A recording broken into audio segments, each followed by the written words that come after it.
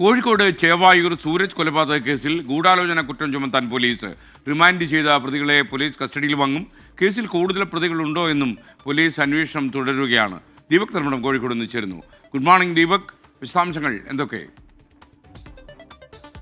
Very good morning S K N. നാടിനെ നടുക്കിയ ഒരു കൊലപാതകം, ഒരു അമ്പലത്തിലെ ഉത്സവത്തിനിടയിൽ നടക്കുന്ന ഒരാക്രമണം. ആ ആക്രമണത്തിന് പുറകിൽ ഒരു ഗൂഢാലോചനയുണ്ട് എന്നുള്ളതാണ് പോലീസിൻ്റെ കണ്ടെത്തൽ.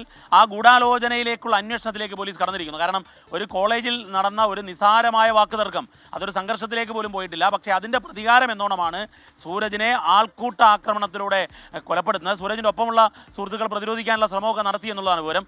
ഈ കേസിൽ നിലവിൽ 10 പേർ അറസ്റ്റിലായിട്ടുണ്ട്. FIR-ൽ 15 പേർ പ്രതികളാണ്. കൂടുതൽ പേർ, ഒരു 3 പേർ കൂടി പ്രതികളാകുമെന്നുള്ളതാണ് നമുക്ക് ലഭിക്കുന്ന സൂചന. പക്ഷേ എന്നാൽ ഈ കൊലപാതകത്തിൽ നിലവിൽ BNS-ലെ കൊലക്കുറ്റം മാത്രമാണ് ചുമത്തിയത്. പക്ഷേ കൊലപാതകത്തിലേക്ക് നയിച്ചതൊരു ഗൂഢാലോചനയാണ്. സംഘം ചേർന്നുള്ള ഗൂഢാലോചനയുടെ തുടർച്ചയായാണ് ഈ ആൾക്കൂട്ട കൊലപാതകം. മാത്രവുമല്ല, ഈ കൊലയുടെ ഒരു മൃഗീയത നമ്മൾ മനസ്സിലാക്കേണ്ട എസ്. ഈ കൊലപാതകം നടത്തിയ പ്രതികളെല്ലാം ലഹരിയിലായിരുന്നു.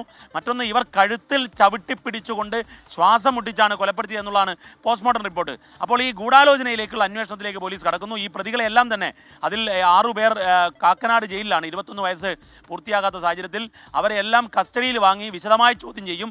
ആ ചോദ്യം ചെയ്യലിലൂടെ ഇതിൻ്റെ ഗൂഢാലോചന കുറ്റം ചുമത്താനും കൂടുതൽ പ്രതികളിലേക്ക് കടക്കാനുമാണ് കോഴിക്കോട് സിറ്റി പോലീസ്. ചേവായൂർ CIയുടെ നേതൃത്വത്തിലാണ് അന്വേഷണം. മെഡിക്കൽ കോളേജ് ACP ഉമേഷാണ് അതിൻ്റെ മേൽനോട്ട ചുമതല. ഏതായാലും ഇതൊരു നാടിനെ നടുക്കിയ ഒരു ഉത്സവത്തിനിടയിലുള്ള ആൾക്കൂട്ട കൊലപാതകമാണ്.